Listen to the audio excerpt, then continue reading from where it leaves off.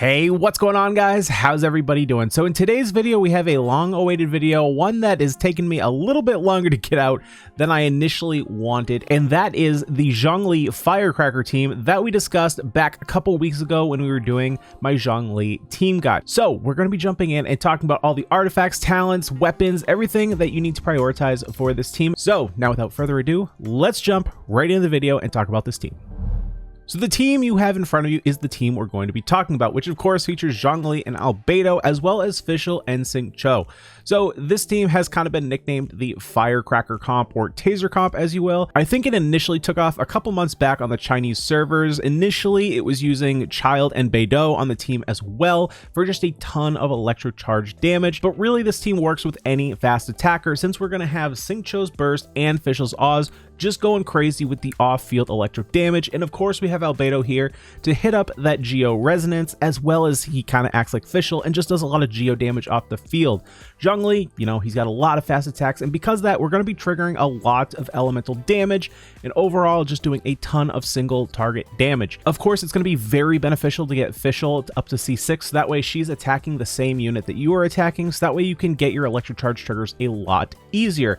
However, you can still use her if she's not C6, but if she's not, you might actually find that Beidou is a better alternative, since her burst is going to work a little bit more synergistically rather than Fischl without her C6. Overall, since we can't actually have a Pyro Resonance with this team, assuming we want Fischl and Xingqiu and Zhongli, Albedo is of course going to be here. He provides a lot of off-field support, as well as, you know, some elemental mastery boost, which is kind of a secret aspect of him, but because electrocharge does only scale off the level of our heroes plus their elemental mastery, it's a nice little bonus to have, increasing the damage of those electrocharge triggers, which there are going to be a lot, especially if you're on a battlefield with a lot of smaller enemies. Electro and Hydro is just going to be bouncing around all over the place, getting a lot of AoE damage, something that Zhongli is not really built for on this team specifically, since we're going to be looking to build more for his physical damage as opposed to his Geo damage. So we will get into that in just a second once we get this fancy transition over. Well, not really fancy, it's just kind of a swipe, but let's just swipe over and talk about Zhongli. So first up, we're going to talk about Zhongli's weapons, and of course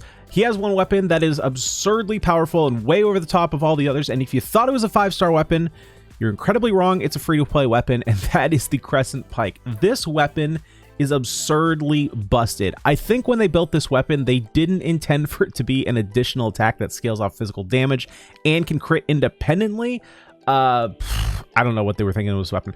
Basically, this weapon is easily Zhongli's DPS build best weapon. First of all, we got that physical damage bonus, which is incredibly important. When you're using Zhongli as a main DPS, he's going to be doing damage differently than his support build. So we're not going to look to build up his shield as high as possible. We're not going to look to build up his burst as high as possible. We're going to be looking to build his auto attack as high as possible. Because of that, that does physical damage. So we're going to want that as high as possible. Crescent Pike is super good because of course you get that physical damage bonus, which not only helps his auto attack, but when you look at his passive, it does do an additional hit, which does scale off physical damage. And as I said kind of earlier, it does also scale off of crits. This is incredibly important because he does get like 2 auto attacks per attack. It's really crazy powerful, and it spikes up his attack really high. Now, that being said, let's say you didn't want to use this weapon. Maybe you don't actually have it. Maybe you're kind of short on prototypes and you don't have the refinements, or maybe you just don't like it because quite frankly, it's kind of ugly. Let's look at 5-star weapons first. Now, really between all the 5-star weapons, they all have their place. Jadewing Spear is going to be the best option though because of that crit rate, plus you're going to be stacking that passive and getting a lot of damage bonuses. Between the rest, they're all kind of, you know, the same. Vortex Vanquisher is probably going to be the lowest on that list in terms of priority, simply because it's built a little bit more towards tankiness and we want more damage. You are going to get a lot of attack bonuses, especially if you're shielded and building up those passive stacks. But something like Staff of Homa has a really high base attack, plus you're getting a ton of crit damage. So assuming you can build up your crit rate pretty high, that weapon is also very good. But if you do have Staff of Homa, my guess is that you got it assuming you were going to put it on Hu Tao. So if you do have a second team with Hu Tao, you might not have that Staff of Homa for Zhongli, but it is quite good. It does also increase his HP passively, and it gives him more attack based on that. So that is nice, but overall it's going to do a lot less damage than the Crescent Pike. Of course, we have Skyward Spine. Skyward Spine, not my top choice, simply because energy recharge on this specific build not the most important, but you do get a tiny little percent of crit rate and the attack speed, which do help it to be a little bit better weapon than just strictly a support weapon, but I would go with one of the ones that increase attack or crit damage above this one. Then, of course, we have the other 4-star weapons we could possibly choose, and these ones actually pale quite a bit in comparison to Crescent Pike. So I would highly recommend going for Crescent Pike above any of these, but if you for some reason don't have Crescent Pike, you could also go with any of the crit weapons. So Deathmatch, Blackcliff Pole, or Royal Spear. Royal Spear performing better if you don't have a high crit rate. So if all your substats rolled crit damage and you need a really big boost in crit rate, Royal Spear may actually be better than Deathmatch. Now, to see the actual effective crit rate of the Royal Spear, I'm going to put a chart down below in the description that gives you basically an effective crit rate based on what your current crit rate is to determine whether you should go with that or something like Deathmatch. Next up, we have Zhongli's artifacts. Now, the build I have on screen is specifically if you have Crescent Pike. If you are not using Crescent Pike, if you're using a different 5-star weapon, different 4-star weapon, the build is going to change up a little bit, because normally when you have a character like this who's doing basic attacks, 4-piece Gladiator will give you the most damage possible because you're receiving that 35% damage boost to your normal attacks, as opposed to Bloodstained Chivalry, which is just giving you a 25% physical damage bonus.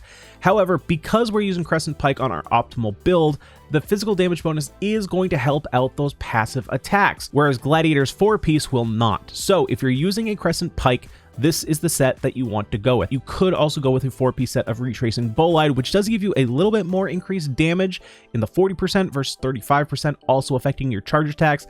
However, you are losing that 18% attack buff in a trade-off for 35% shield strength, which can actually help you out quite a bit because this team doesn't really have a dedicated healer, the only real healing coming from Xingqiu. So having a stronger shield could help you out if you are a player who kind of struggles with keeping your team healthy. That being said, what main stats do we want to look at for his artifacts? Well, his timepiece is attack. Now, when we look at support builds, yes, you do want HP. However, that is more focused on building up his shield while also getting a little bit of attack bonus. However, with this build, because his shield is secondary to his main attack, we're going to want attack percent here. You're overall going to gain more damage here. Now, for his cup, of course, we're going to want physical damage. This is very important, especially if we have Crescent Pike, but overall, since we're doing basic attacks more often, and we want to get those as strong as possible because that's where he's going to get the most damage percentage time-wise, we're going to want to get those attacks as high as possible.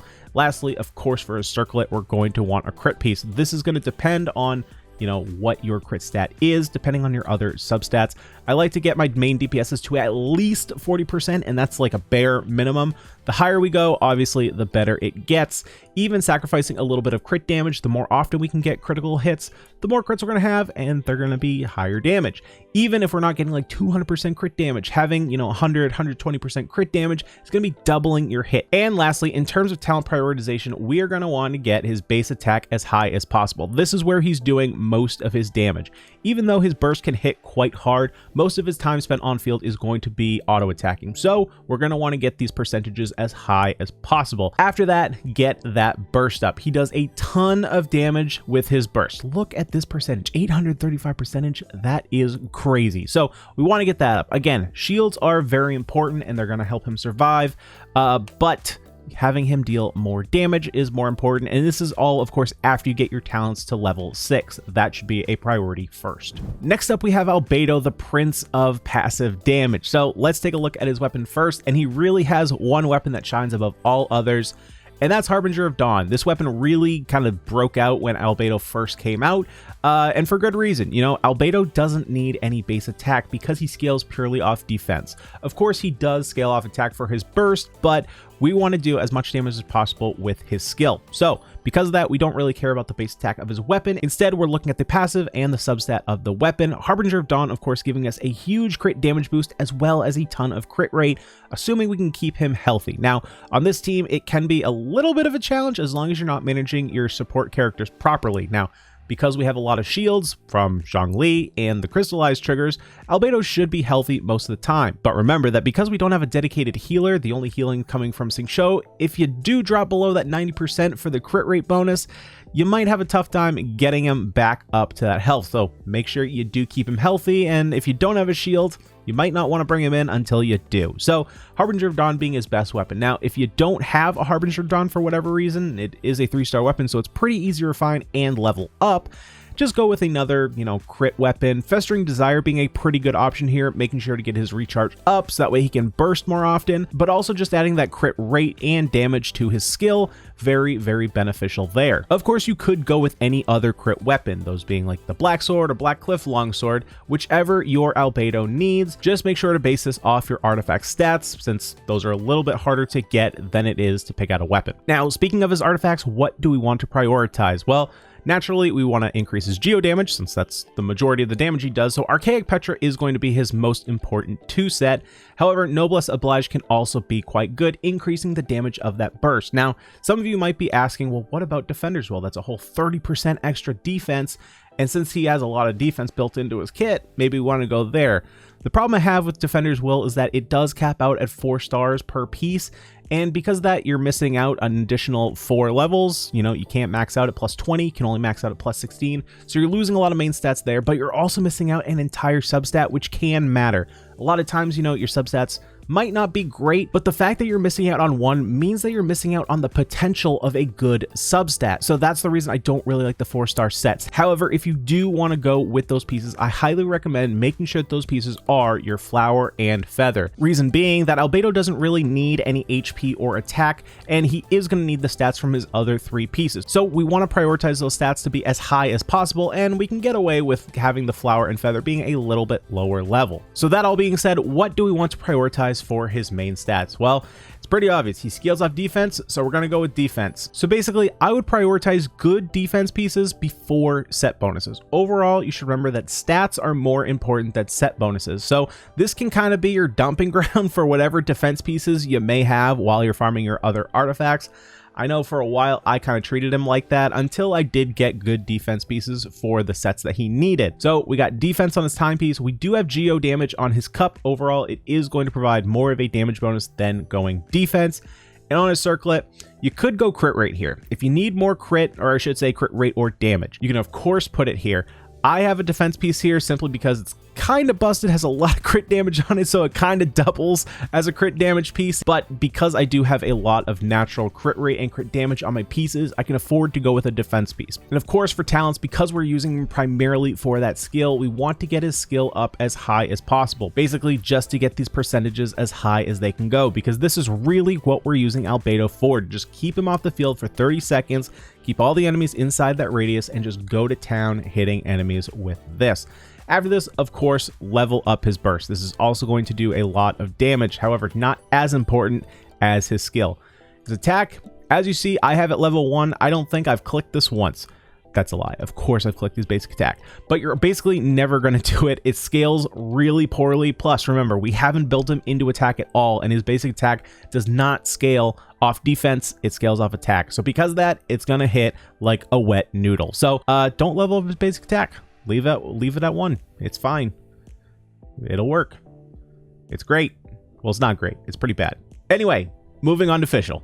Now, Fischl is a character that kind of had a fall from grace. I remember when the game first came out and everyone was saying that Fischl was busted. She was the most overpowered character in the game, and she even needed a nerf. There were rumors that Fischl was getting a nerf.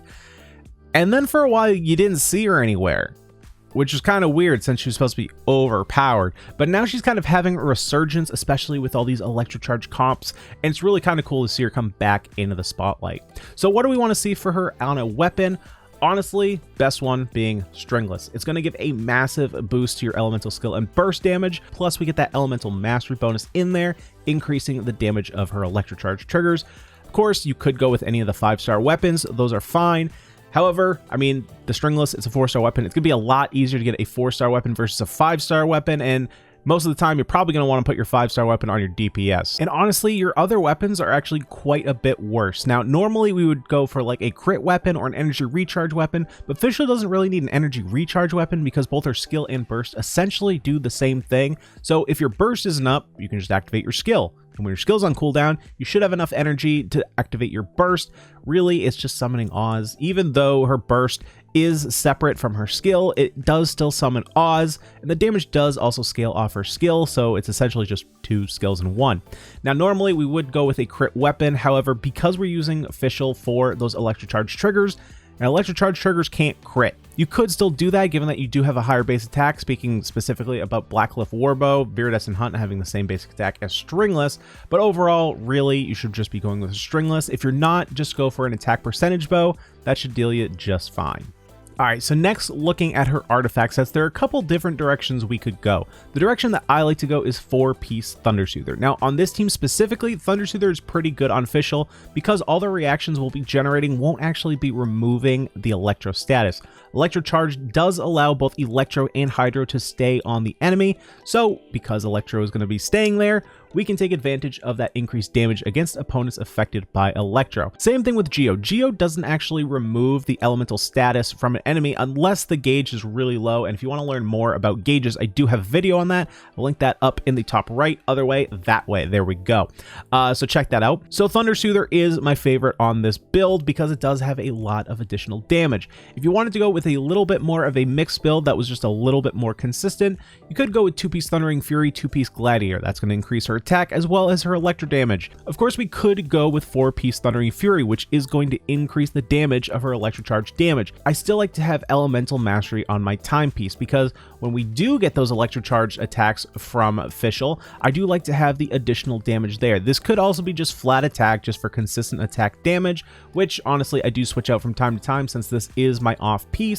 But it's really up to you which you would prefer to go to. If it is your off piece, you can kind of pick whatever you want, but if it's not, you might be kind of locked in based on the sets you're going for. Now, for her cup, of course, we want electro damage because Fischl here is not really Fischl, it's more Oz, so she's not really going to be auto-attacking unless you're going against like an Eye of the Storm. I guess it could be nice to have her for auto-attacking, but regardless, we still want her to have electro damage. Just in case we're attacking enemies that don't have Hydro on them already, or for some reason we need to get a Fischl in there and do some basic attacks, but the real reason is this is just the Thunder Soother set that I move around on other heroes, so that's the piece that I have. And next up we have Xingqiu, which is our Hydro applicator on this team, and also just one of the best burst supports in the game. It's kind of funny how he wasn't really looked upon greatly at the beginning of the game, and now he's just one of the best supports we have access to. Now, in terms of his weapon, he really has one weapon that you should consider using on him. There are, of course, other options. That was a bit of hyperbole, but Sacrificial Sword is absolutely absurd on him. The thing with Xingqiu is that his burst costs 80 energy. We don't actually have another Hydro here on this team to generate Hydro energy, and his skill does generate a lot of energy. The problem is, though, that it has like a 21-second cooldown, which is a very, very long time. So we want to be able to use that as often as possible. Sacrificial Sword allowing us to do so, giving us a chance to end our skill's cooldown whenever it hits. Now, his skill does only have one hit, but as you further refine the weapon, as you can see, I have an 80% chance to end its own cooldown. And with enough energy recharge, those two skills can actually fully fund his burst, which is absolutely insane. And of course, this weapon does have energy recharge built right into it, which is certainly a help. So Sacrificial Sword is easily going to be his best option. Now, if you don't have this weapon, any energy recharge weapon you have, whether it be 5 stars or 3 stars, slap it on him because that is what this boy needs, is energy recharge. In terms of artifact sets, Xingqiu is going to be our 4-piece Noblesse user. As I say in all my videos, I like to have one 4-piece Noblesse user on all my teams because it is just free attack percentage to your whole team.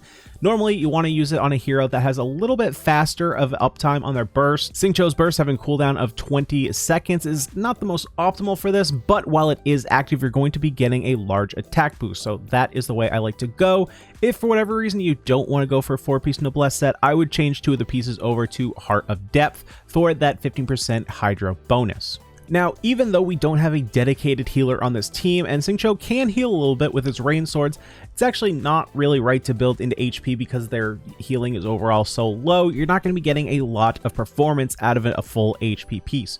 So instead, of course, as I said before, we're going with energy recharge. We really want to get his energy recharge up to make sure that we can use his burst after 20 seconds. That being said, if you can get some HP percentages on your pieces, that is going to be very important because while we don't want to spend a lot of time focusing his HP, getting a little bit of extra boost there to the healing will be very nice considering we don't have a dedicated healer, but Zhongli shield should be more than enough to take most of the hits. For his cup, of course, he does Hydro damage, so we want Hydro damage.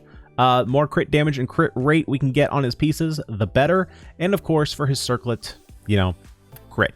Kind of obvious. We want him to deal as much damage as possible. So whatever you got, crit rate, crit damage.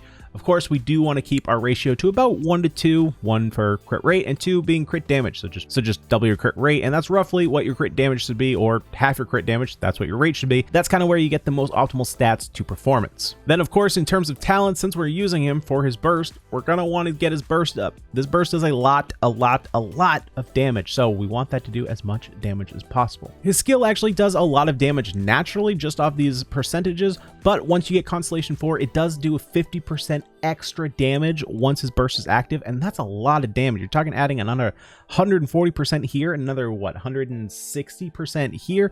That's a lot of damage. So get that Xingqiu skill leveled up as well. But of course, this is all after you get everything besides his basic attack to level 6. The basic attack is kind of low in terms of percentages, and you're not really going to be using it, so don't even worry about focusing on it. Focus on the burst first, then of course his skill. So that, my friends, is going to conclude this team guide and full build for the Zhongli Firecracker team as you guys requested. Hopefully you guys did enjoy and you can take something out of this video. Of course, if you did like what you saw and you want to see more content from me, please head over to my Twitch page, twitch.tv/xjazze. Give us a follow over there. I do stream there 3 times a week, Monday, Wednesday, Friday, as well as right here on YouTube. So please subscribe to the channel, like the video if you liked it, and click that notification bell. That way you never miss a video. If you want to join our community over on Discord, I highly recommend you do. Link is always down in the description below. We got a lot of awesome people over there. Always willing to talk team builds, show off some fan art, show off some memes. We got pet pics over there. If you're foodie and you want to talk about food, we do that all the time. So give us a shot over on our Discord. But for right now, I'm going to head out of here. Of course, as always, we're going to be showing off some Abyss Floor 12 gameplay with this team. So if you want to check that out, stick around for another minute or two. But with that out of the way, I'm going to get out of here, let you guys watch the gameplay. Hopefully you guys have a great day, and I'll see y'all in the next video. Peace.